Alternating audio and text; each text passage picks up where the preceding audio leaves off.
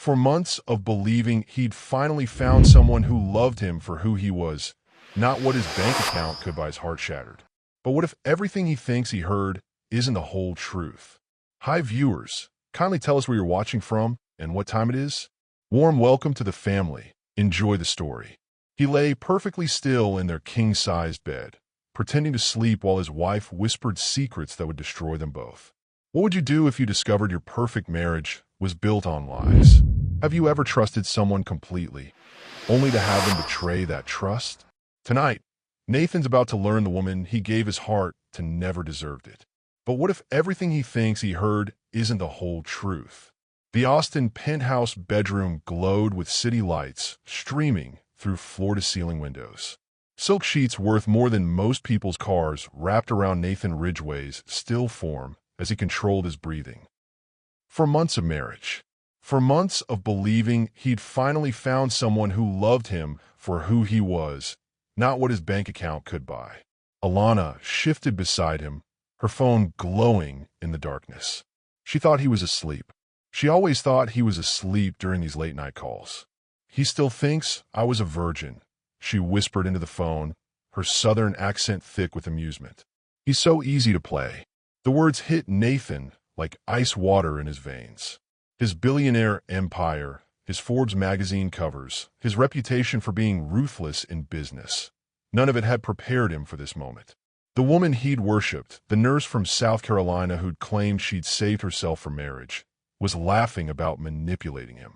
I know, Alana continued, her voice barely audible but cutting through his heart like a blade.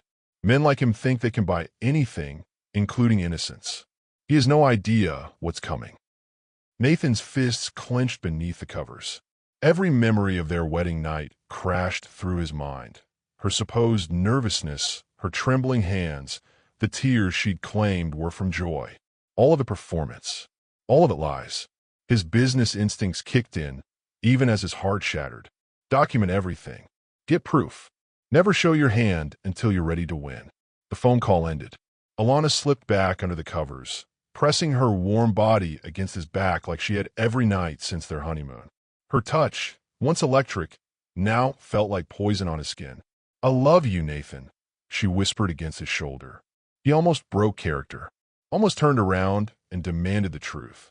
But 20 years of building an empire had taught him patience, had taught him that the best revenge was cold, calculated, and complete. Drop a heartbreak if you've ever had your trust completely shattered. How did you survive it? As Alana's breathing even in his sleep, Nathan made a decision that would change everything. He would play her game better than she ever could. What she didn't know was that he'd started recording these calls 2 weeks ago. Every word was saved, every lie documented.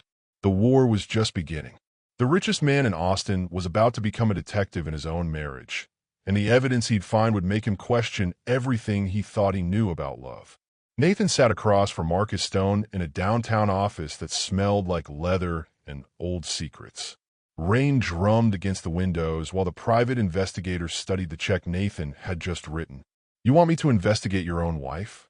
Marcus asked, his weathered face showing no judgment. 20 years in this business had shown him worse. I want you to find out who she really is, Nathan replied, his voice steady despite the chaos in his chest. Background check, financial records, everywhere she goes when she's not with me. Marcus pocketed the check. Most men in your position just hire divorce lawyers. I'm not most men. That was true. Nathan Ridgway had built his first company at 19, made his first million by 25, and his first billion by 35. He didn't make moves based on emotion. He made them based on information. But this felt different. Personal. Like his heart was conducting business with his brain, and both were losing. She takes trips to Greenville every month, Nathan continued, pulling out his phone. Claims it's to visit her sick aunt. I want to know if that aunt exists. Marcus took notes in a leather journal, his pen scratching against paper like tiny accusations. Anything else? Nathan hesitated. The phone recordings felt too intimate to share, too raw. She gets calls late at night, always steps out to take them. Says it's work, but nurses don't usually get emergency calls at midnight. I'll have preliminary results in 48 hours, Marcus said, standing. Fair warning, sometimes the truth is worse than the suspicion. Nathan left the office feeling like he was betraying his marriage and protecting it at the same time. The rain had stopped, but the Austin heat made everything sticky and uncomfortable. Back in the penthouse, Alana was getting ready for work. She stood in their walk-in closet, pulling on scrubs that made her look innocent and caring. The same scrubs she'd worn when they first met at that medical charity gala in Atlanta. "You're up early," she said, not turning around. Her voice carried that soft southern warmth that had first attracted him. Couldn't sleep. He watched her in the mirror, studying her face for signs of deception. How had he missed it before? Bad dreams. She turned, concern creasing her features. The same concern that had made him fall in love with her compassionate heart. Something like that. Alana crossed to him, placing her hand on his chest. "You were too hard, baby. Maybe we should take that vacation to Barbados you mentioned." Her touch should have comforted him. Instead, it felt calculated, strategic, like everything else about their relationship. "Maybe," he said, kissing her forehead. The gesture felt hollow now, a performance matching hers. After she left for the hospital, Nathan poured himself coffee and stared out at the Austin skyline. Somewhere in this city, Marcus Stone was beginning to dig into the life of the woman Nathan had promised to love until death. His phone buzzed. A text from Marcus. First flag. No hospital records of her employment before 6 months ago. Looking deeper, Nathan's coffee went cold in his hands. Would you hire someone to investigate your spouse? Or confront them directly? What would you do? The first photo Marcus sent that afternoon stopped Nathan's heart. Alana wasn't visiting family in South Carolina. She was visiting a cemetery, kneeling at a grave marked Robert Hayes. The same last name she'd had before marriage. Every marriage has secrets, but some secrets have been buried 6 feet underground for 20 years. 23 years earlier, in a small factory town outside Greenville, South Carolina, 8-year-old Alana Hayes watched her father come home with empty hands and hollow eyes. "They're shutting us down," Robert Hayes told his wife, his voice breaking like glass. "Some company from Texas bought us out, said we're not profitable enough." Little Alana didn't understand corporate takeovers or hostile acquisitions. She only understood that Daddy stopped smiling and Mama started crying. The Ridgeway Group had purchased Hayes Manufacturing for parts, not people. 1,500 families lost their jobs that winter. By spring, Robert Hayes was dead from a heart attack brought on by stress, debt, and the crushing weight of failure. At his funeral, 8-year-old Alana knelt beside his casket and made a promise that would shape the next 20 years of her life. "I'm going to make them pay, Daddy. All of them." She'd spent years researching the Ridgeway family, learning their patterns, their weaknesses, their desires. Nathan Ridgeway Jr., heir to the empire, had a type. Intelligent women from humble backgrounds who seemed untouched by his world's corruption. The medical charity gala in Atlanta hadn't been chance. Alana had bought a ticket with money scraped together from 3 jobs, studied his schedule for months, positioned herself perfectly in his line of sight. When he'd approach her at the volunteer registration table, she'd been ready. "You don't look like you belong here," he'd said, charming smile in place. "Neither do you," she'd replied, meeting his eyes with practiced shyness. "You look like someone who actually cares about helping people." Hook, line, and sinker. But the plan had complications she hadn't expected. Nathan wasn't the cold, calculating monster she'd imagined. He was lonely, genuinely kind to service staff, generous without seeking credit. He remembered her coffee order after one date and her birthday after knowing her 3 weeks. The night he'd proposed, kneeling in his penthouse garden with tears in his eyes, Alana had almost called it off. Almost told him the truth about who she was and why she'd found him. "I never thought I'd find someone who could love me without wanting something in return," he'd whispered, slipping the ring on her finger. The guilt had nearly killed her. But then she'd remembered her father's face, her mother's tears, the other families destroyed by Ridgeway Group's greed. Her wedding night performance had been flawless. She'd researched how virgin brides were supposed to act, practiced the right amount of nervousness, the appropriate tears. Nathan had been gentle, reverent, treating her body like something sacred. If only he knew how many men had touched that same skin. How many nights she'd spent in other beds, gathering information, making connections, building her network of revenge. The phone calls he thought were work? They were strategy sessions with other victims' children. People like her who'd lost everything to corporate greed and wanted justice.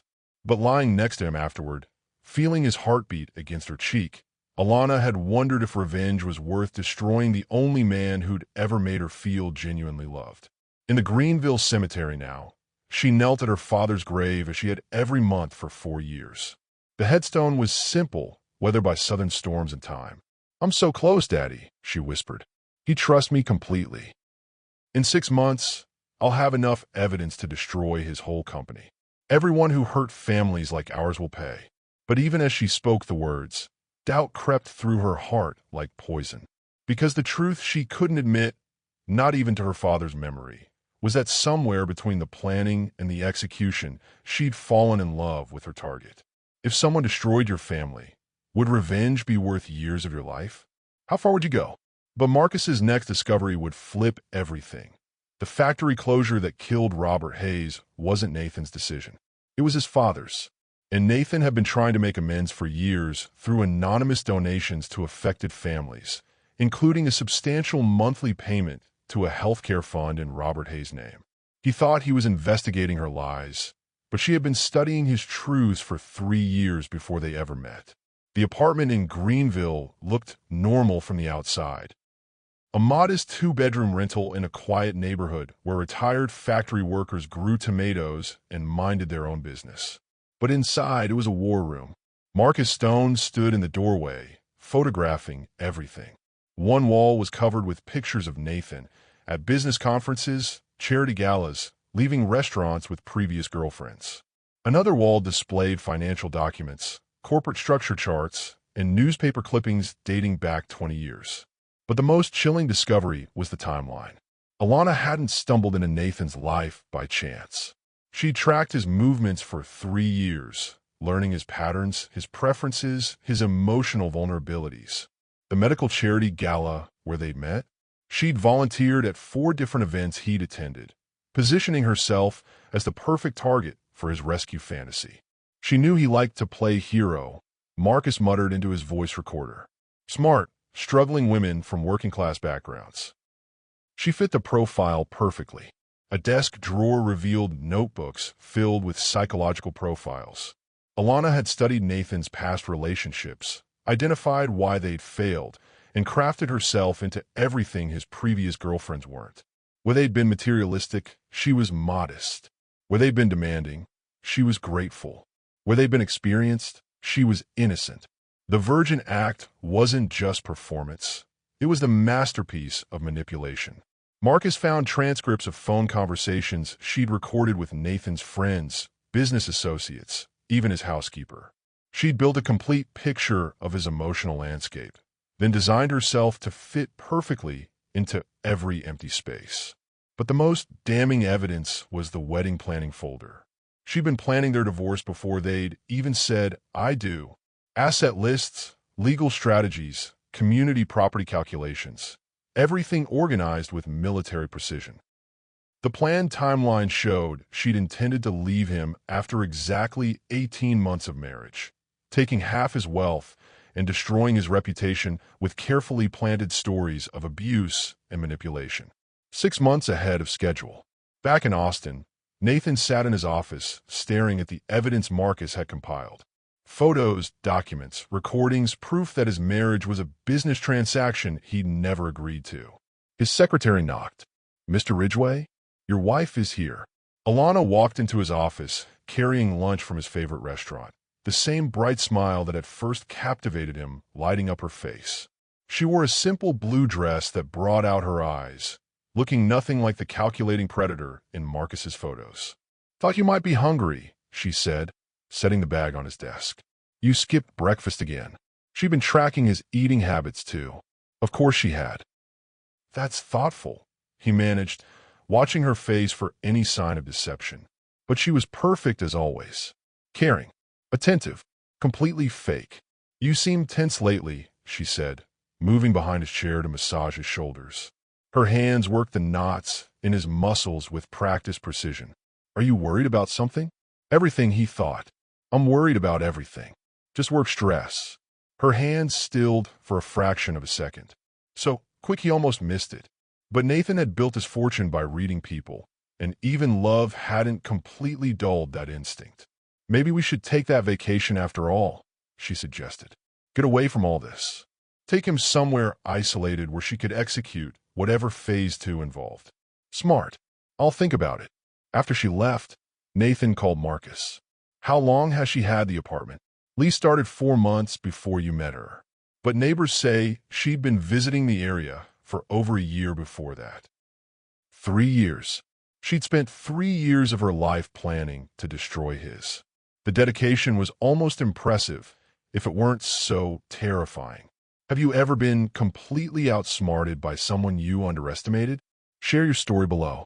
That night, Nathan pretended to work late while Alana went to her book club. Except her book club was actually a meeting with other corporate revenge seekers, and the USB drive hidden in her jewelry box contained everything. His schedule, his preferences, his emotional triggers, and detailed plans for their divorce, dated 6 months in the future. But the last file made his blood run cold. A contract with a tabloid magazine for an exclusive tell-all interview about life with a billionaire sociopath, already written and waiting for publication. Sometimes the best way to catch a gold digger is to take away all the gold and see if they stay for the man. Nathan stared at his reflection in the bathroom mirror, practicing the performance of his life. In 2 hours, he would tell his wife that he'd lost everything, that the empire his family had built over 3 generations was crumbling around them. It was all fake, of course, but Alana didn't know that. He'd moved quickly after discovering her plan. Real assets transferred to hidden accounts. Visible wealth repositioned to make it look like catastrophic losses. The penthouse would be foreclosed on by a shell company he secretly owned. The cars would be repossessed by dealers who were actually storing them for him. If she was only after his money, this would end it cleanly. If she actually loved him, which seemed impossible given the evidence, she'd stand by him through the crisis. Either way, he'd have his answer. Nathan, Alana called from the bedroom. You've been in there for 20 minutes. Are you okay? He opened the door, letting his face carry the weight of manufactured defeat. We need to talk. They sat on their living room couch, the same place where she'd first told him she loved him. The irony wasn't lost on him. The Henderson deal fell through. He began naming a fictional acquisition that would have been worth hundreds of millions. But that's not the worst part. Alana's face showed perfect concern. Her hand found his, warm and comforting. Such a good actress. What happened? The investors want their money back. All of it. And there's been some irregularities in the accounting. The SEC is investigating. Her grip on his hand tightened. Fear or calculation? How bad is it? Nathan let his voice break slightly. We're going to lose everything. The house, the cars, the company. My lawyers think I might face criminal charges. For a moment, silence filled the space between them. Nathan watched her face carefully, looking for any sign of her true reaction. Was she relieved that her plan was accelerating? Disappointed that there'd be less money to take? Then she surprised him. Tears filled her eyes. Real tears, not the practiced kind he'd learned to recognize. Oh, baby, she whispered, pulling him in her arms. I'm so sorry, but we'll figure this out together, okay? We'll get through this. Her body was warm against his, her heartbeat rapid with what seemed like genuine distress. For a moment, Nathan almost believed her, almost forgot about the war room in Greenville and the divorce papers hidden in her jewelry box. You don't understand, he said, pulling away to look at her. There won't be anything left. No money, no house, no lifestyle. Just me. Just us. Then that's enough, she said without hesitation. I didn't marry your bank account, Nathan. I married you. The words should have been comforting. Instead, they felt like another layer of deception. How could she lie so easily? How could she look him in the eye and perform devotion while planning his destruction? That night, they made love with desperate intensity. Nathan told himself he was just maintaining his cover, but the truth was more complicated. Even knowing what she was, even understanding her game, his body still responded to hers like coming home. She moved above him in the darkness, her skin glowing in the city lights, and whispered words of love and devotion that sounded almost real. When she collapsed against his chest afterward, breathing hard, he almost confessed everything. Almost told her he knew about Greenville, about her father, about the revenge plot. Almost begged her to choose love over vengeance. But then her phone buzzed on the nightstand. A text message she thought he couldn't see. It's time for phase 2. Would you stand by your partner if they lost everything? What really matters in love? The person or the lifestyle? When he told her about the bankruptcy, her tears had seemed real. But later that night, she made a phone call he couldn't trace, and her words changed everything. It's time for phase 2. Whatever she had planned next would determine whether Nathan Ridgway survived this game with his heart intact, or if the woman he loved would destroy him completely. She knew he was testing her, and she was about to show him that two could play the deception game. Alana stood at the bathroom sink, washing dishes that cost more than her father's monthly salary had been. The penthouse felt different now, smaller somehow, like the walls were closing in on secrets that couldn't stay buried much longer. She'd known about Nathan's fake bankruptcy from the moment he'd started moving money around. Did he really think she hadn't been tracking his accounts? Monitoring his legal team? She'd spent 3 years learning every detail of his business operations. A few shell companies and stage foreclosures weren't going to fool her. But watching him lie to her face had been interesting. Almost impressive, if it weren't so insulting. The great Nathan Ridgway, billionaire manipulator, thought he could outdeceive the woman who'd been playing a longer game than he could imagine. Her phone buzzed. Marcus Stone, the private investigator Nathan thought was working for him. Marcus had been feeding information to both sides for months, playing them against each other for double the pay. Smart man. He knows about Greenville. Photos of the apartment. You need to move fast. Alana smiled, setting down the expensive china plate she'd been washing. Perfect timing. She found Nathan in his study, staring at documents spread across his mahogany desk. He looked up when she entered, and she saw something different in his eyes. Not love, calculation. The same look he wore during hostile takeovers. Working late again? She asked, moving to stand behind his chair. Her hands found his shoulders, feeling the tension coiled there like a spring ready to snap. Just trying to figure out our next move, he said carefully.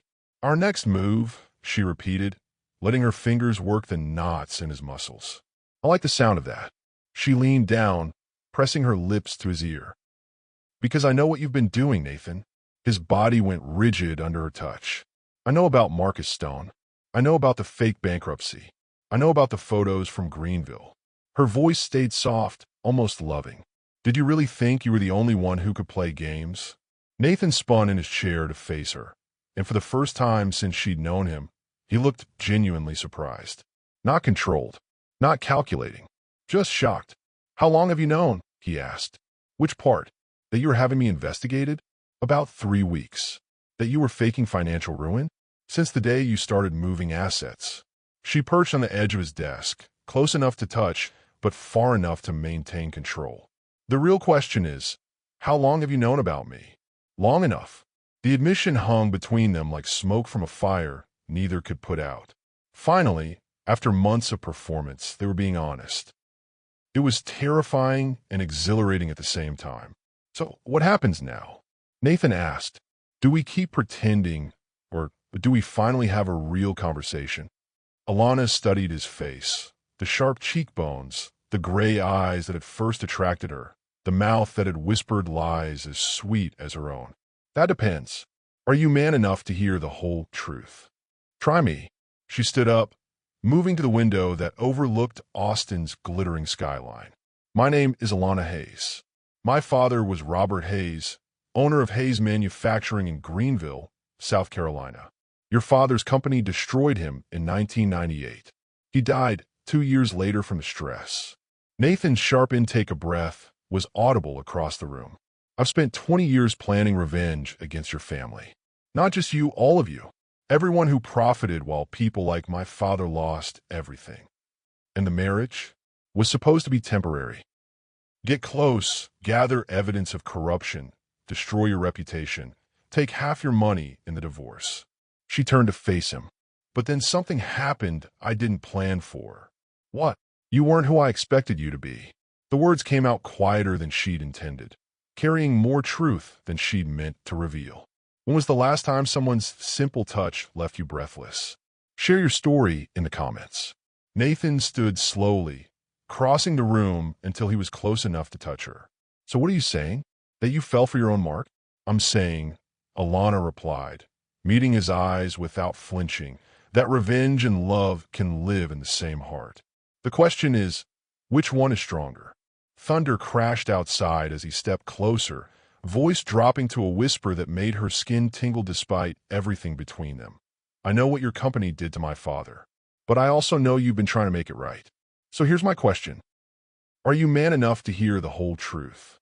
The truth has layers, and they were about to discover that love and revenge could occupy the same heart. They sat on opposite ends of their expensive couch, like strangers negotiating a treaty. The Austin skyline glittered beyond their windows, but neither looked at the view. Their eyes remained locked as words they'd both hidden finally found air. My father wasn't just a factory owner, Alana began, her voice steady despite the chaos in her chest. He was a dreamer, believed that if you worked hard and treated people right, success would follow. Nathan said nothing, but his hands clenched into fists. Hayes Manufacturing employed 1,500 people, families who'd worked there for generations. When your father's company bought us out, he promised to keep everyone employed. Said it was just a merger, not a closure. But that's not what happened.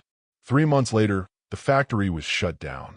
Equipment sold, building demolished.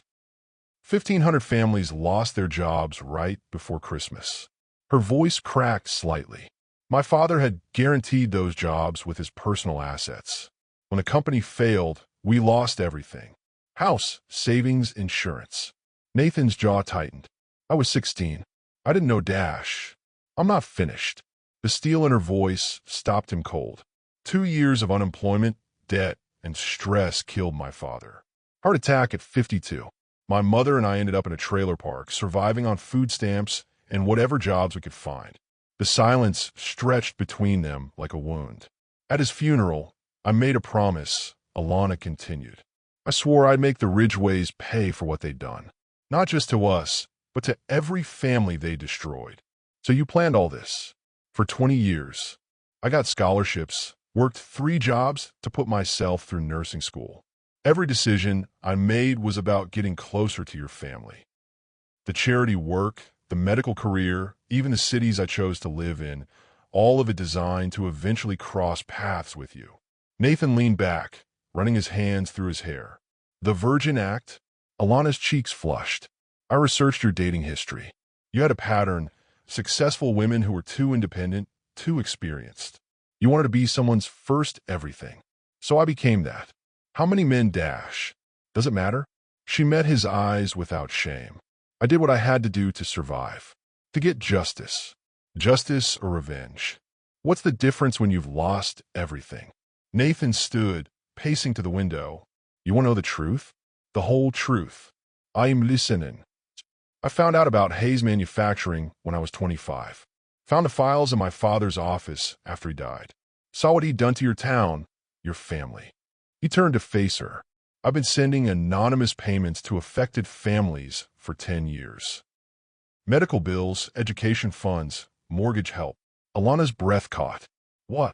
There's a healthcare fund in your father's name that I've been contributing to. $2 million over the past decade, helping families in Greenville get medical care they couldn't afford. The words hit her like physical blows. You're lying. Marcus Stone can show you the records. Bank transfers, legal documents, everything. Nathan's voice was quiet now, almost gentle. I couldn't bring him back, but I could try to help the community he'd cared about. Alana felt the ground shifting beneath her carefully constructed world. 20 years of hatred, of planning, of righteous anger. And he'd been trying to make amends the whole time? Why didn't you tell me? She whispered. When? Before you married me for revenge? Or after you started planning to destroy me? Fair point. Nathan crossed back to the couch, sitting close enough to touch her, but not quite making contact. Here's what I don't understand. If this was all revenge, why haven't you gone through with it? You could have taken everything and disappeared months ago. Alana closed her eyes, feeling tears she'd held back for weeks finally spilling over. Because somewhere between planning your destruction and sharing your bed, I fell in love with you. The admission hung in the air like a confession. The man I expected to hate turned out to be kind, generous. You remember the names of servers and doormen. You tip housekeeping extra around holidays. You've never once made me feel small or insignificant. Her voice broke. You made me feel worthy of love, not just revenge. Nathan reached for her then, his hands cupping her face as tears streamed down her cheeks. So, where does that leave us? I don't know, she whispered. I've spent so long planning to hate you. I don't know how to just love you. We figure out together, he said, and then his mouth was on hers. The kiss was different from all the others. Not performance or manipulation, but raw honesty. Years of deception melting away into something real and terrifying and beautiful. They made love on that couch with desperate intensity, tearing at clothes and barriers they'd both maintained for too long. Nathan's hands mapped her body like he was discovering it for the first time, which in a way he was. This was Alana Hayes, not the constructed perfect wife. This was the woman who'd survived poverty and loss and built herself into a weapon of justice. I see you, he whispered against her throat as she moved above him. The real you. I see you too, she gasped, nails digging into his shoulders. Not the billionaire, not the Ridgeway heir, just Nathan. Afterward, they lay tangled together in the ruins of their deceptions, both naked in more ways than one. Can love survive when it's built on deception? Can revenge transform into forgiveness? What do you think? As they held each other in the aftermath of truth, both knew they stood at a crossroads. But neither expected the phone call that would change everything. Nathan's real financial empire was under actual attack, and this time it wasn't fake. Someone had been watching their game, waiting for the perfect moment to destroy them both. When fake problems become real ones, that's when you discover who people really are. The call came at 3 a.m., jarring Nathan from the first peaceful sleep he'd had in months. His phone buzzed against the nightstand like an angry wasp. Sir, you need to get down here immediately. His security chief's voice was tight with controlled panic. We have a situation. Nathan was already reaching for his clothes. What kind of situation? The kind that makes headlines. 20 minutes later, Nathan and Alana stood in his corporate boardroom, surrounded by lawyers, accountants, and security personnel who looked like they'd rather be anywhere else. The conference table was covered with documents that spelled out financial disaster in black and white. Someone's been buying up your debt, his lead attorney explained, her usually perfect hair disheveled from the emergency call. Shell companies, offshore accounts, they've been quietly acquiring every loan, every line of credit, every financial obligation your company has. Nathan studied the papers, his business mind cutting through the panic. How much? All of it. $2.7 billion in total obligations. And as of 1 hour ago, they're calling everything due immediately. The room went silent except for the hum of fluorescent lights and the distant sound of Austin traffic beginning its morning rush. Who? Nathan asked, though he suspected he already knew the answer. We're still tracing the ownership, but preliminary investigation suggests. The lawyer hesitated. It appears to be connected to families affected by Ridgeway Group acquisitions over the past 20 years. Alana's sharp intake of breath was audible across the room. How long do we have? Nathan asked. 72 hours to pay in full, or they can seize assets and force bankruptcy proceedings. Nathan looked around the room at faces that had watched him build an empire, now witnessing its potential destruction. Options? Limited. You could try to negotiate payment terms, but they seemed determined to force a quick resolution. Or, the lawyer glanced at Alana nervously. You could liquidate everything and walk away with whatever's left. How much would be left? Maybe $200 million. Enough to live comfortably, but not enough to maintain your current lifestyle or business operations. Nathan felt Alana's hand slip into his under the table. Her fingers were cold, but steady. "I need the room," he said quietly. The legal team filed out, leaving Nathan and Alana alone with the wreckage of his financial empire spread across mahogany and glass. "This is because of me," Alana said, her voice barely above a whisper. "They found out about us, about what I was planning. Other families like mine, they think I failed them. Or they think you succeeded too well," Nathan replied. "Maybe they saw us getting closer and decided to take matters into their own hands. What are you going to do?" Nathan studied her face in the harsh conference room lighting. No makeup, hair pulled back in a simple ponytail, wearing one of his shirts over yesterday's clothes. She looked nothing like the polished socialite wife he'd thought he'd married. She looked real, beautiful, scared. "I'm going to fight," he said, "but I need to know something first." "What? If we lose everything, and I mean everything, will you stay?" The question hung between them like a bridge they both had to choose whether to cross. Alana was quiet for a long moment, staring at the documents that represented the destruction of everything Nathan had built. Then she looked up, meeting his eyes with clear determination. "I didn't fall in love with your money, Nathan. I fell in love with the man who remembers my coffee order and tips the parking attendant $20 every morning." Her voice grew stronger. "If they take your billions, you'll still be the person who's been anonymously helping families in Greenville for 10 years. That's the man I choose." Nathan felt something loosen in his chest, a knot of fear he hadn't even realized he'd been carrying. "Then we fight together," he said. They spent the next 18 hours in that conference room, calling in favors, restructuring assets, and negotiating with creditors. Alana proved surprisingly sharp with financial strategies, her 3 years of studying Nathan's business operations giving her insights that impressed even his most experienced advisors. "Move the Austin properties to the Cayman Holding Company," she suggested during hour 12. "They can't touch offshore assets if the paperwork's filed correctly." "How do you know about the Cayman Company?" Nathan asked. "I told you. I spent 3 years learning everything about your business." She managed a tired smile. "Turns out that research is helpful for saving your empire, not just destroying it. When someone you've wronged has the chance for revenge, but chooses to help instead, what does that say about love?"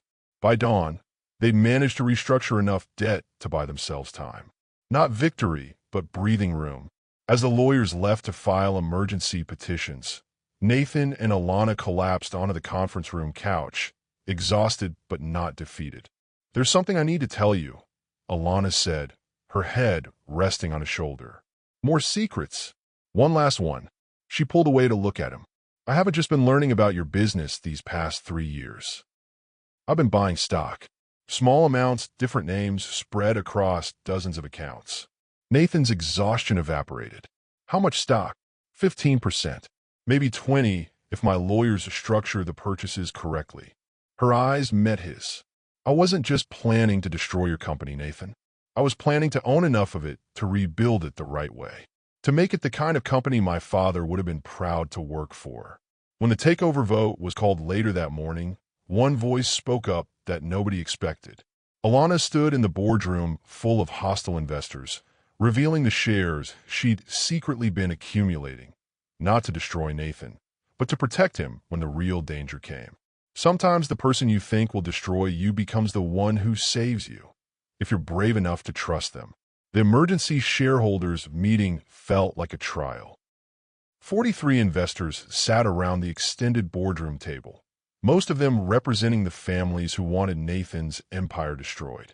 Alana recognized several faces from her research, children of workers who'd lost everything to Ridgeway Group acquisitions. She stood at the head of the table, Nathan beside her, facing down decades of accumulated rage and grief. "My name is Alana Hayes," she began, her voice carrying the authority she'd learned from years of planning this moment, just not the way she'd originally intended. "Some of you know that name. My father was Robert Hayes of Hayes Manufacturing." Murmurs rippled through the room. Surprised glances. Calculating stares. "I married Nathan Ridgeway for the same reason most of you are here today. Revenge. Justice. Call it whatever makes you sleep at night." Her voice gained strength. I spent 20 years planning to destroy this company from the inside. Nathan squeezed her hand under the table, a gesture of support that steadied her. But here's what I learned that you haven't figured out yet, Alana continued. Destroying something broken doesn't fix anything. It just creates more broken pieces. So you've gone soft, called out Maria Santos, whose father had lost his trucking business to a Ridgeway subsidiary. Fell for the rich boy and forgot where you came from. No, Alana replied firmly. I remembered where I came from. My father didn't just want revenge. He wanted workers to be treated fairly. He wanted companies to serve communities, not just shareholders. Burning this place down doesn't accomplish that. She pulled out a thick folder and placed it on the table. What accomplishes that is changing how it operates.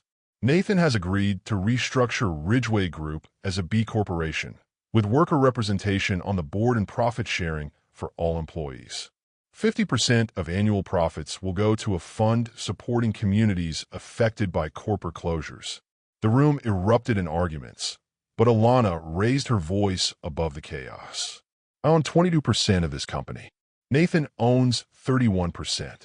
Together, we control the majority. You can force bankruptcy and watch everyone lose their investments, or you can vote to approve the restructure and actually get justice instead of just revenge. The debate that followed was brutal. Accusations flew, old wounds reopened, decades of anger spilled across polished mahogany. But gradually, as the numbers became clear, pragmatism won over emotion. The vote was close, 24-19 in favor of the restructure. You realize what you've just done? Nathan asked Alana as the room cleared. You've essentially given away billions of dollars. We've given away money, she corrected. We've kept something more important, which is the chance to build something that actually matters. That night, they celebrated with Chinese takeout in the conference room where they'd fought to save his empire. Alana sat cross-legged on the floor, eating lo mein straight from the container, while Nathan loosened his tie and tried to process everything that had changed. I have a confession, he said. Another secret? I'm not sure my heart can take it. I've never been more attracted to you than I was today when you stood up to those investors. His eyes met hers across scattered documents and empty food containers. Watching you fight for something you believed in, even when it meant sacrificing your revenge, that was the sexiest thing I've ever seen. Alana set down her food, moving to straddle his lap on the expensive office chair. Is that so? His hands found her waist, pulling her closer. Smart women are my weakness. Good thing you married one then. Their kiss tasted like victory and possibility. When she started unbuttoning his shirt, Nathan didn't protest, even though the building's cleaning crew could arrive at any moment. Here, he asked against her throat. Here, she confirmed, her hands working his belt. I want to christen our new partnership properly. They made love on that boardroom table where they'd just restructured his empire, desperate and celebratory and completely consumed with each other. Alana moved above him with fierce determination, claiming her space in his world not through deception, but through choice. I love you, she gasped as they moved together. Not because of what you can give me, but because of who you choose to be. I love you too, Nathan replied, his hands tangling in her hair. All of you, even the parts that wanted to destroy me. Have you ever found strength in an unexpected ally? Someone who surprised you with their loyalty? Afterward, as they straightened their clothes and tried to make themselves presentable, Nathan's phone buzzed with a news alert. Billionaire CEO and wife announce revolutionary corporate restructure, he read aloud. Sources close to the couple suggest this is just the beginning of major changes for the Ridgeway empire. Sources? Alana asked. Nathan showed her the byline. Maria Santos. Apparently, she's also a freelance journalist. She works fast. The story gets worse, Nathan said, scrolling through the article. Mrs. Ridgeway, formerly Alana Hayes, is the daughter of Robert Hayes, whose factory was closed by Ridgeway Group in 1998. Their marriage appears to be a calculated move toward corporate justice, or the ultimate revenge plot. Victory tasted sweet, but the newspaper headline the next morning left them both speechless. Billionaire's wife, gold digger or genius? The article revealed details only someone very close to them could know and threatened to destroy everything they just built together. When your private business becomes public scandal, you learn who your real friends are and who your real enemies have always been. The morning news trucks lined the street outside their building like a parade of vultures. Nathan stood at his penthouse window, watching reporters set up cameras and testing microphones while their doorman tried to maintain some semblance of normal operations. The marriage plot. Inside the billionaire revenge romance, Alana read from her tablet, her voice flat with exhaustion. They have quotes from our private conversations, Nathan. Things only we knew about. Keep reading. Sources reveal that Mrs. Ridgway maintained an apartment in Greenville filled with surveillance photos and financial documents spanning 3 years of planning. The question remains, was yesterday's corporate restructure genuine reform, or the final phase of an elaborate con game? Nathan's phone had been ringing nonstop since the story broke at 6 a.m. Investors, board members, reporters, lawyers, everyone wanted to know if the Ridgway Group's transformation was legitimate or if they'd been played by the ultimate long con. The leak came from inside, Nathan said, still staring down at the media circus. Someone who had access to both our private conversations and your apartment in Greenville. Marcus Stone. Has to be. He's the only one who's been playing both sides from the beginning. Alana set down the tablet and moved to stand beside him at the window. What do? We face it head on. Nathan turned to look at her. But I need to know something first. Yesterday, when you chose to save the company instead of destroying it, was that real? Or is this all still part of some longer game I'm too stupid to see? The question hit her like a physical blow. Nathan Dash, I'm serious. Because if this is still performance, if you're still playing me, I need to know now before we walk out there and face those cameras together. Alana felt tears sting her eyes, tears of frustration and hurt and something that might have been relief. You want the truth? The whole truth this time? Please. When I started this, I wanted to destroy you. Completely. Take your money, ruin your reputation, leave you with nothing like your family left mine with nothing. Her voice was steady despite the tears. But living with you, sleeping next to you, watching you be kind to people who couldn't do anything for you, it changed me. Changed you how? It made me realize that revenge doesn't heal anything. It just creates more pain. She reached for his hands. What I felt yesterday, fighting to save something we built together instead of tearing down what your father built, that felt like justice. Real justice. And us, what we have between us, is the most real thing I've ever experienced. She squeezed his fingers. I love you, Nathan. Not for what you represent or what you can give me, but for who you are when no one else is watching. Nathan studied her face in the morning light, looking for any sign of deception. But all he saw was exhaustion and honesty and something that looked like hope. Then we go face them together, he said. The press conference was a feeding frenzy. Reporters shouted questions over each other while cameras flashed like lightning. Nathan and Alana sat behind a simple table, their hands linked on top of legal documents that outlined their new corporate structure.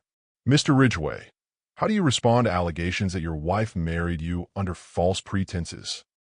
Nathan leaned into his microphone. My wife and I met under complicated circumstances, and our relationship has evolved as we've gotten to know each other. What matters is who we choose to be today and moving forward.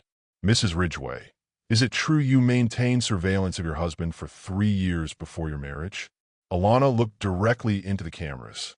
I did extensive research into Ridgway Group's business practices because I wanted to understand the company that affected my family. What I discovered was more complex than I expected, both the harm that was done and the efforts to make amends. Are you admitting to fraud? I'm admitting to being human, she replied, to making decisions based on pain and anger, and then learning to make better decisions based on love and hope. The questions kept coming, but Nathan and Alana maintained their united front. When a reporter suggested that the corporate restructure was just a publicity stunt, Nathan produced financial documents showing he'd been making anonymous charitable payments for years. When another questioned Alana's motives, She detailed her plans to use her business degree to help manage the worker benefit programs they were establishing. How do you handle when private struggles become public entertainment? Have you been judged for your relationship choices? After an hour, they called an end to the conference and retreated to Nathan's office. The phones were still ringing, but his assistant was screening calls now, only putting through the most essential business. How do you think we did? Alana asked, collapsing into a chair. Better than expected, but the real test will be how the markets respond tomorrow. That's when Nathan's business partner and oldest friend walked into the office without knocking. James Crawford looked like he hadn't slept in days, his usually perfect appearance disheveled and desperate. "We need to talk," James said. "Both of you." "About what?" Nathan asked, though something cold was already settling in his stomach. "About why I've been feeding information to the press. About why I hire Marcus Stone to investigate you both. About why I've been working to destroy this company for the past 2 years." The leak came from someone they trusted completely, Nathan's business partner and best friend since college. But his betrayal would reveal something neither Nathan nor Alana expected about the real reason behind everything that had happened to them. Sometimes the people closest to you are the ones with the sharpest knives, and they've been waiting years for the perfect moment to use them. James Crawford had been Nathan's roommate at Harvard, his business partner for 15 years, and the best man at his wedding. Now he stood in Nathan's office looking like a stranger wearing a familiar face. 2 years ago, I found out about the Hayes manufacturing closure, James said, his voice carrying none of its usual warmth. Not just the basic facts everyone knew, but the details. How your father manipulated the books to make the factory look unprofitable. How he sold the equipment for scrap before the workers even knew they were losing their jobs. Nathan felt the room tilt sideways. "What are you talking about?" "I'm talking about $15 million in profit your father made by destroying that town. Money that built this penthouse, funded your first startup, paid for our Harvard educations." James laughed bitterly. "I've been living off blood money for decades without knowing it." Alana gripped Nathan's hand tighter. "How did you find out?" "My mother. She was dying. Wanted to clear her conscience about things she'd helped cover up as your father's accountant." James pulled out a manila envelope, spilling photographs and documents across Nathan's desk. She kept copies of everything. The real financial records, the bribes to local officials, the environmental contamination they covered up after the closure. Nathan stared at the papers, recognizing his father's handwriting on margin notes that detailed plans to strip assets before announcing the closure. Plans that left workers with nothing, while Ridgway Group walked away with millions. "Why didn't you come to me directly?" Nathan asked. "Because I wanted to watch you squirm first. Watch you realize that everything you'd built was rotten at the foundation." James's composure cracked, revealing years of buried rage. "Do you have any idea what it's like to discover your best friend's family destroyed entire communities for profit? So you hired Marcus Stone to investigate us both. I hire Marcus to document everything. Your business practices, your personal life, your wife's revenge plot." James turned to Alana. "I've been feeding you information through Marcus for months, helping you build your case against Nathan." Alana went pale. "The apartment lease, the financial records I needed, all provided by me. I wanted Nathan destroyed, and you seemed like the perfect weapon." James smiled coldly. "Until you fell for him and ruined everything by actually caring about justice instead of revenge." The betrayal cut deeper than anything else that had happened. Nathan had trusted James with business decisions, personal secrets, financial information.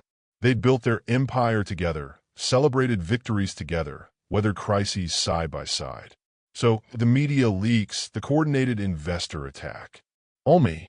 When you two started working together instead of against each other, I had to accelerate the timeline. James gathered up the documents. "But I underestimated how good you'd become at public relations." "What do you want, James?" "I want justice. Real justice, not this corporate restructuring nonsense that lets you keep playing with other people's lives." James's voice hardened. "I want Ridgway Group dissolved completely. Assets liquidated, proceeds distributed to affected communities. And I want both of you to face criminal charges for fraud and conspiracy." Nathan stood slowly, his business instincts finally overriding the emotional shock. You have one problem with your plan, which is, I recorded this entire conversation. Nathan held up his phone. Corporate espionage, conspiracy to commit fraud, market manipulation. You've just confessed to federal crimes that carry 20-year sentences. James's confident expression faltered. You're bluffing. Security protocol. Every meeting in this office is recorded. Nathan moved toward the door. Security will escort you out now, and my lawyers will have warrants filed within the hour. Wait. James's composure crumbled completely. Nathan, we've been friends for 20 years. This doesn't have to end like this. You ended at the moment you decided to destroy me instead of talking to me. As security led James away, Alana sank into a chair, looking shell-shocked. How many people have we been trusting who were actually working against us? Apparently more than we realized. Nathan sat beside her, suddenly feeling exhausted. But we survived it. Together. When trust breaks, can it ever truly be repaired? How do you move forward when betrayal comes from someone you loved? That night, as they lay in bed processing the day's revelations, Alana asked the question they'd both been avoiding. What if James was right? What if we can't really build something good on a foundation this damaged? Nathan was quiet for so long she thought he'd fallen asleep. Then he spoke into the darkness. My father was a monster, but we're not our parents' sins. We're what we choose to do about them. And what do we choose?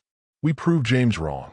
We show him and everyone else that people can change, that companies can change, that justice doesn't always have to come from destruction.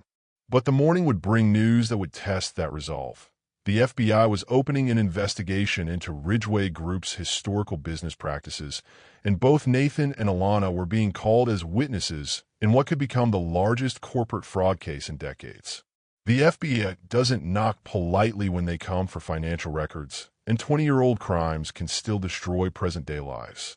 Special Agent Sarah Chun wore a gray suit that cost less than Nathan's watch, but her authority filled the conference room like expensive cologne. She spread documents across the table with the precision of someone who'd done this many times before. Mr. Ridgeway, we're investigating allegations of systematic fraud, environmental violations, and conspiracy to defraud investors spanning 23 years of your father's business operations, she said, her voice neutral as a weather report. Your cooperation could help determine the scope of charges filed. Nathan studied the papers she'd laid out. Bank records, environmental reports, correspondence between his father and government officials. All of it painting a picture of corruption that went far deeper than even James had revealed. I was 16 when most of this happened, Nathan said carefully. But you inherited the company at 25 and continued many of the same practices until approximately 10 years ago. Agent Chin pulled out another file. The Hayes manufacturing case was just one of 17 similar acquisitions between 1995 and 2010. 17. Nathan felt sick. However, Agent Chin continued, we've also documented substantial charitable contributions and remediation efforts beginning in 2015. Anonymous payments to affected communities, environmental cleanup funds, medical assistance programs. She looked at him directly. Someone's been trying to make amends. Alana squeezed Nathan's hand under the table. What does this mean for us? It means you have options. Full cooperation with our investigation, including testimony against other parties involved, could result in immunity from prosecution. Resistance could result in charges for conspiracy, fraud, and racketeering. The room went silent except for the hum of air conditioning and the distant sound of Austin traffic. What kind of cooperation? Nathan asked. Financial records, business communications, details about offshore accounts and shell companies. We want to understand the full scope of what happened and who else was involved. James Crawford is already in federal custody. He contacted us yesterday, offering to provide evidence in exchange for reduced charges. Agent Chin smiled thinly. Apparently, he documented everything he helped you cover up, thinking he was building a case against you. Instead, he built a case against himself. Nathan felt a mixture of satisfaction and sadness. James had destroyed their friendship for revenge, only to trap himself in the process. We'll need to examine your recent corporate restructuring as well, Agent Shin continued. The timing suggests it might have been an attempt to shield assets from potential seizure. The restructuring was legitimate, Alana said, speaking for the first time. We were trying to create accountability, not avoid it. Agent Shin studied Alana with interest. Mrs. Ridgway, your role in this situation is particularly complex. You could be viewed as either a co-conspirator in recent events or as another victim of the original crimes. What do you mean? Your father's death could be considered a direct result of the financial stress caused by Ridgway Group's fraudulent acquisition. That would make you a victim with standing to file civil suits. However, your marriage and subsequent actions could be viewed as conspiracy to commit fraud. The legal complexities were staggering. Alana could be simultaneously a victim seeking justice and a defendant facing charges, depending on how prosecutors chose to interpret her actions. How long do we have to decide? Nathan asked. 72 hours. After that, we move forward with or without your cooperation. After Agent Shin left, Nathan and Alana sat in the empty conference room, staring at the documents she'd left behind. 23 years of their lives reduced to evidence files and potential charges. If we cooperate, testify against everyone else involved, we might avoid prison, Nathan said quietly. But we'd be admitting guilt for things we didn't directly do. And if we don't cooperate, we could face decades in federal prison for crimes my father committed. Alana picked up one of the environmental reports, scanning details about groundwater contamination and cancer clusters in communities where Ridgway Group had operated. Look at this. Toxic waste from the Hayes factory is still contaminating well water. Children are getting sick. Nathan read over her shoulder, feeling the weight of generational guilt settle on his shoulders like lead. We could fix this, not just with money, but with actual cleanup, medical care, long-term monitoring. If we're not in prison, they spent the next 48 hours with lawyers, accountants, and crisis management specialists, wargaming every possible scenario. The conclusion was unanimous. Cooperation offered their best chance at freedom, but it would mean betraying business associates, former partners, and family friends who'd been part of his father's network. Have you ever had to choose between loyalty and survival? Between protecting others and protecting yourself? On the morning of their decision deadline, Nathan woke up before dawn and found Alana standing on their balcony, looking out at the Austin skyline as the sun painted the buildings gold and orange. I dreamed about my father last night, she said without turning around.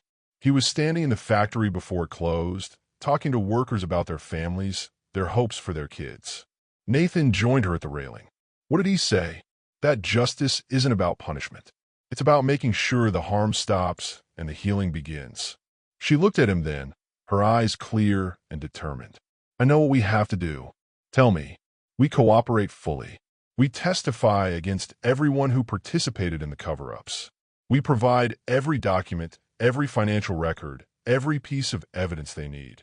Her voice grew stronger, and we use whatever money we have left to actually fix the damage that was done. Nathan nodded slowly. Even if it means spending years in courtrooms, facing criminal charges, losing everything we've built. Especially then. That afternoon, they walked into the FBI field office hand in hand, ready to tell the truth about everything.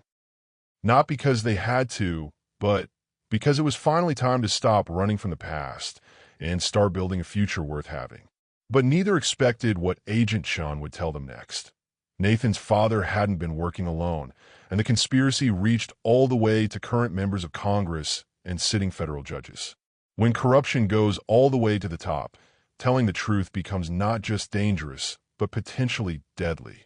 The FBI safe house looked like any other suburban Austin home from the outside, but the bulletproof windows and armed agents in the kitchen suggested this wasn't a normal government relocation.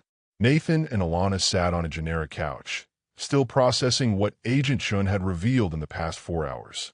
Senator Mitchell, Judge Harrison, Commerce Secretary Williams. They were all taking payments from your father's slush fund, Agent Shun repeated, consulting her notes. 23 years of systematic bribery to ensure favorable rulings on environmental cases and business regulations. Nathan stared at the photographs spread across the coffee table.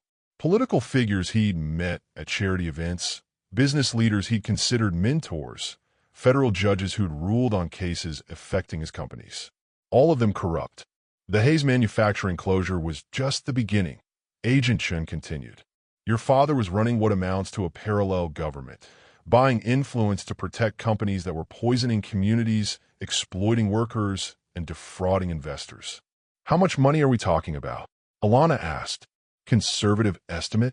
200 million in bribes over 20 years. The environmental damage could cost billions to remediate properly.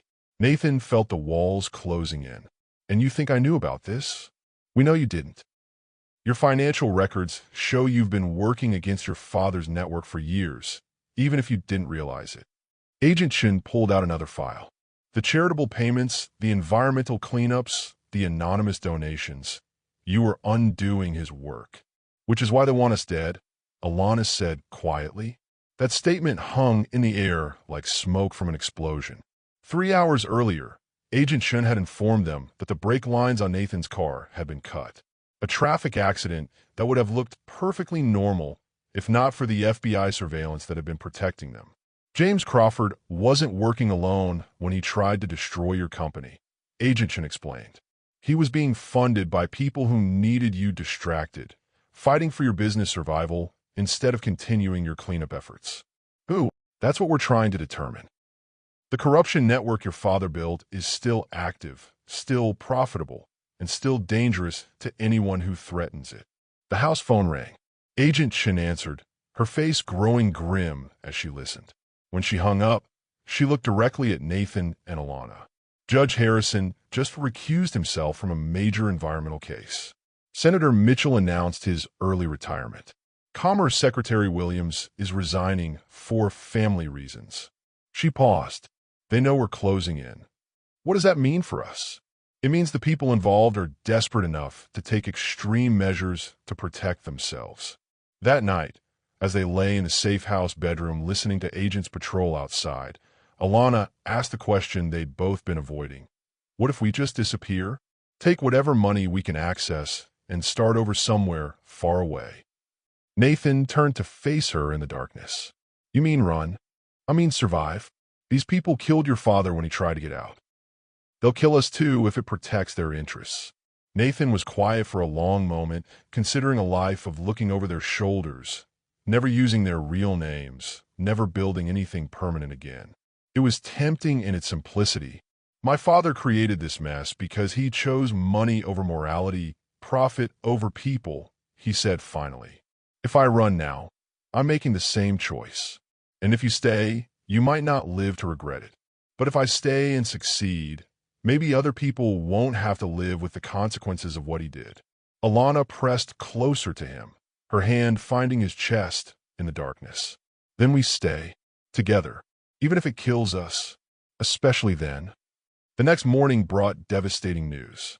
Marcus Stone, the private investigator who'd been playing all sides, was found dead in his office, an apparent suicide, according to initial reports. But Agent Chen's expression suggested she didn't believe the official story. He left this for you, she said, handing Nathan a sealed envelope. Inside was a USB drive and a handwritten note. The real conspiracy goes back 50 years. Your father wasn't the beginning. He was just following the blueprint. Everyone you trust is compromised. Everyone except her. The USB drive contained financial records that made everything they discovered look small by comparison. A network of corruption that reached from local officials to federal agencies, from environmental regulators to Supreme Court justices. Decades of systematic destruction of communities, worker safety, and public health, all to protect corporate profits. This is enough to bring down the entire system, Nathan said, staring at the data. Or get us killed trying, Alana replied. Agent Chen leaned forward. There's something else. We've been monitoring communications from the corruption network. They're planning something for tomorrow night. What kind of something? The kind that would eliminate all the witnesses and evidence in one coordinated action. The safe house suddenly felt less safe. Nathan looked at Alana, seeing his own fear reflected in her eyes. They thought they were fighting for justice, but they'd actually stumbled into a war that had been going on for decades. How do you fight an enemy that controls the very system meant to provide justice? When corruption runs so deep that truth becomes treason. We have 18 hours, Agent Shin said. 18 hours to decide whether we're going to try to take them all down or spend the rest of our lives running from them. Nathan took Alana's hand, feeling the weight of generations of victims depending on their choice. Then we'd better get to work. The final battle wasn't going to be fought in courtrooms or boardrooms. It was going to be fought in the shadows, with their lives as the stakes and truth as their only weapon. Sometimes the only way to win a rigged game is to flip over the entire table and start fresh. The plan was insane, which meant it might actually work. Nathan sat in the FBI's mobile command center, watching screens that showed surveillance footage from 12 different locations across Austin. In 6 hours, he would walk into the largest corporate fraud case in American history, wearing a wire and carrying enough evidence to destroy a 50-year conspiracy. Are you sure about this? Agent Shin asked for the 5th time. Once you're in that room, we can't protect you. I'm sure. Nathan adjusted the nearly invisible recording device, clipped to his shirt button. They expect me to come begging for mercy. Instead, I'm going to offer them a deal they can't refuse. The meeting location was fitting. The top floor of the Ridgeway Group building, the same boardroom where his father had once planned the destruction of communities like Hayes Manufacturing. Now, it would be the site of justice or Nathan and Alana's execution, depending on how the next few hours played out. Remember, we need them to admit to specific crimes, Agent Shin reminded him. Names, dates, dollar amounts. Anything vague won't hold up in court. Alana squeezed Nathan's hand. I should be going with you. No, if this goes wrong, someone needs to survive to tell the story. He kissed her forehead. Besides, you have a more important job. While Nathan walked into the trap, Alana would be at 3 different television stations simultaneously, via satellite link, ready to broadcast the truth to the world if the FBI operation failed. Every major news network would receive copies of the evidence they compiled, ensuring that even if the corruption network eliminated all the witnesses, the story would survive. What if they just kill you the moment you walk through the door? Alana asked. They won't. They need to know how much I know and who else knows it before they make their move. Nathan's smile was grim. Paranoia will keep me alive long enough to get what we need. 2 hours later, Nathan stepped out of the elevator onto the 42nd floor of his own building, feeling like a stranger in a place he'd called home for 15 years. The hallway was empty except for 2 men in expensive suits who were clearly not part of his security team. The boardroom held 12 people, but Nathan recognized only half of them. Senator Mitchell sat at the head of the table like he owned the place. Judge Harrison was reviewing documents with the focused attention of someone who'd spent decades hiding evidence. James Crawford looked pale and desperate, clearly regretting his decision to involve federal authorities. Nathan. Senator Mitchell's voice carried the false warmth of someone who'd built a career on deception. Thank you for coming. We have a proposition for you. I am listening. Complete silence about everything you think you know, in exchange for immunity from all prosecution and a substantial financial settlement. The senator slid a folder across the table. $50 million and a clean slate. More than enough to start over somewhere far from here. Nathan opened the folder, pretending to study the contract while the recording device captured every word. What about my wife? Mrs. Ridgway's situation is more complicated, given her active role in attempting to defraud your company. Judge Harrison spoke without looking up from his papers. But she could be included in the settlement if you both agree to certain conditions, such as permanent relocation outside the United States, no media contact, no communication with federal authorities, no attempt to access or distribute any information related to Ridgeway Group's business practices. Nathan set down the contract. You want us to disappear. We want this unfortunate situation resolved in a way that benefits everyone, Senator Mitchell replied. Your father built something important here, a network of cooperative relationships that has benefited American business for decades. It would be unfortunate if that system were disrupted by emotional reactions to past decisions. Past decisions like poisoning groundwater and causing cancer clusters. The temperature in the room dropped 10 degrees. Like making difficult choices in complicated situations, Judge Harrison corrected. Environmental regulations that would have destroyed entire industries. Worker safety standards that would have made American companies uncompetitive globally. Sometimes leaders have to make unpopular decisions for the greater good. Nathan felt rage building in his chest, but kept his voice steady. And the bribes? The falsified environmental reports? The deliberate cover-ups of worker deaths? Necessary compromises, Senator Mitchell said without hesitation. The American economy runs on relationships, not regulations. Your father understood that. So you're admitting to conspiracy, bribery, and accessory to murder. The silence that followed was deafening. James Crawford broke first.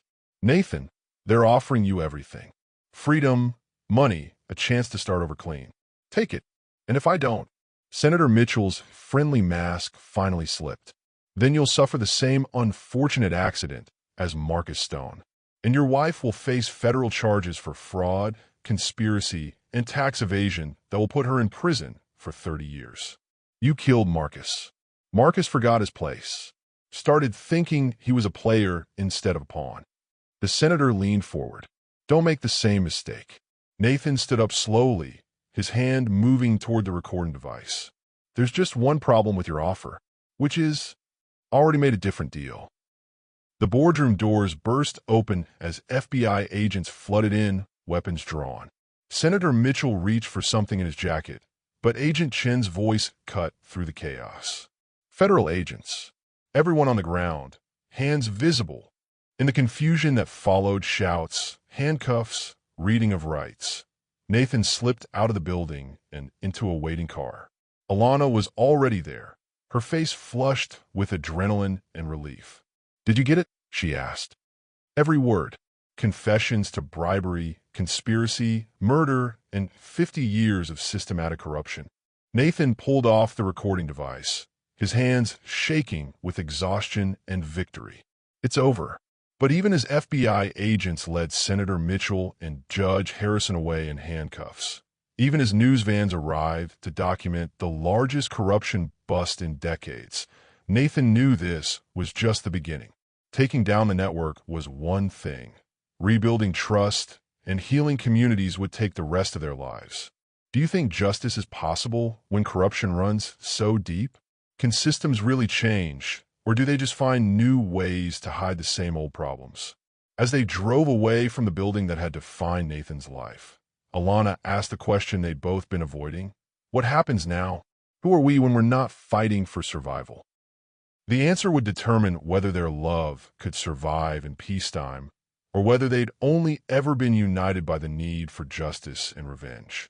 When the battle ends, that's when you discover whether you were fighting for justice or just fighting together. 6 months later, Nathan woke up in a bed that cost less than the sheets in his old penthouse. The Austin apartment was small, furnished with pieces from discount stores and secondhand shops. But the woman sleeping beside him was the same one who'd helped him bring down a 50-year conspiracy. The trials were ongoing. Senator Mitchell had been convicted on 14 counts of corruption and sentenced to 25 years. Judge Harrison died of a heart attack 3 days before his sentencing. James Crawford received 15 years in exchange for his cooperation, though Nathan suspected guilt would punish him longer than prison ever could. The Ridgeway Group had been dissolved, its assets liquidated to pay for environmental cleanup and victim compensation. Nathan's personal fortune, once measured in billions, now consisted of about $2 million in various accounts, enough to live comfortably, but not enough to buy influence or power. He'd never been happier. Morning, Alana mumbled, rolling over to press her face against his shoulder. Her hair was messy, she wore no makeup, and she looked nothing like the polished society wife she'd once pretended to be. Morning yourself. Nathan kissed the top of her head, breathing in the scent of her shampoo, drugstore brand now, not the expensive stuff that had filled their old bathroom. What time is your meeting with the environmental lawyers? 9. Yours with the victim advocacy group. 10:30. Alana sat up, stretching. Sometimes I miss the old life. Private jets, personal assistants, never having to check bank balances before buying coffee. Sometimes, okay, frequently. She laughed, the sound filling their small bedroom with warmth. But not enough to go back. They'd both found new purposes in the aftermath of their old life's destruction. Nathan worked with environmental remediation groups, using his business knowledge to help communities recover from corporate damage. Alana had returned to nursing, specializing in occupational health for workers in high-risk industries. The work was meaningful, but it wasn't glamorous. No more charity galas or magazine covers. No more commanding boardrooms or building empires. Just the slow, difficult work of trying to heal damage that had been decades in the making. Do you ever wonder what would have happened if we'd taken their offer? Alana asked as they got dressed. $50 million and a clean slate. Never, Nathan replied, then reconsidered. Okay, maybe sometimes when I'm doing laundry or grocery shopping. But then I remember what we'd have had to live with. The guilty knowledge would have poisoned everything between them. They'd have been rich and comfortable and slowly dying inside, carrying secrets that would have destroyed their ability to trust each other or themselves. Besides, Nathan added, pulling on a shirt that had come from Target instead of custom tailor. I like who you are when you're not pretending to be someone else. Even when I'm grumpy before coffee and leave dishes in the sink. Especially then, they'd spent the first few months after the trials learning how to be married without deception. No more performances, no more hidden agendas, no more wondering if the other person was lying. Just two damaged people trying to build something real from the wreckage of their elaborate deceptions. It hadn't been easy. Without the adrenaline of constant crisis, they'd had to face the fact that they barely knew each other outside of their shared need for justice. Alana's real personality was sharper than her Southern Belle act, more sarcastic, occasionally impatient. Nathan, without his billionaire confidence, was quieter, more uncertain, sometimes lost without the structure of corporate hierarchies to navigate. But they learned to love the real versions of each other. Alana's fierce intelligence when she was passionate about worker safety issues. Nathan's unexpected tenderness when he thought no one was looking. The way they both fell asleep reading case files about environmental contamination, still fighting the same fight, but from opposite sides of the bed instead of opposite sides of conspiracy. I have news, Alana said as they ate breakfast at their small kitchen table. The Hayes manufacturing site cleanup is finally complete. The groundwater is clean for the first time in 25 years. Nathan looked up from his coffee. And the cancer cluster? Declining. It'll take years to know for sure, but the early signs are promising. Her eyes filled with tears. Children in Greenville are going to grow up healthy because of what we did. Because of what you did. This was your fight first. Our fight, she corrected. Your money funded the cleanup. Your testimony convicted the people responsible. Your father's network is gone. They sat in comfortable silence, both thinking about the price they'd paid and the price they'd avoided. Prison sentences, assassination attempts, the loss of everything they'd thought defined them. But they'd survived it together. Nathan's phone buzzed with a text from Agent Chun. New case. Corporate cover-up in Oregon. Chemical plant contaminating tribal lands. Interested, he showed Alana the message. Road trip? She asked. If you're up for it. Are you asking if I want to spend weeks in cheap motels, eating fast food, fighting powerful people who want us dead, all for the chance to help people we've never met? That's exactly what I'm asking. Alana grinned, the expression transforming her face from pretty to radiant. When do we leave? That afternoon, they loaded their used Honda Civic with files, laptops, and enough clothes for a month-long investigation. As they drove out of Austin, Nathan looked in the rearview mirror at the city where they'd met, married, and nearly destroyed each other. Any regrets? Alana asked, following his gaze. Nathan thought about the question seriously. The penthouse was gone. The private jets, the expensive restaurants, the social status that came with being a billionaire, all of it traded for a life of modest means and meaningful work. Just one, he said finally. What's that? I wish we'd figured out how to trust each other sooner. Alana reached across the car to take his hand. We figured it out when it mattered. Have you ever had to lose everything to find what really matters? Sometimes the best revenge is living well. But sometimes it's making sure no one else has to suffer what you suffered. As they drove toward Oregon in their next fight against corporate corruption, Nathan realized that this was what happiness looked like. Not the absence of struggle, but the presence of purpose. Not wealth or power, but partnership with someone who shared your values and your willingness to fight for them. The billionaire's deception had ended not with the revelation of lies, but with the discovery of truth. That love built on shared purpose was stronger than love built on shared deception. That justice was worth more than money. That two people who'd started as enemies could become the kind of allies who changed the world. In the distance, storm clouds gathered over the mountains they were heading toward. But Nathan and Alana drove into the approaching weather together, ready for whatever fight awaited them, knowing that the only deception left between them was the one they showed the world. That they were just ordinary people when they were actually something much more dangerous. They were people who'd learned that the truth, no matter how painful, was always worth fighting for. And they were just getting started.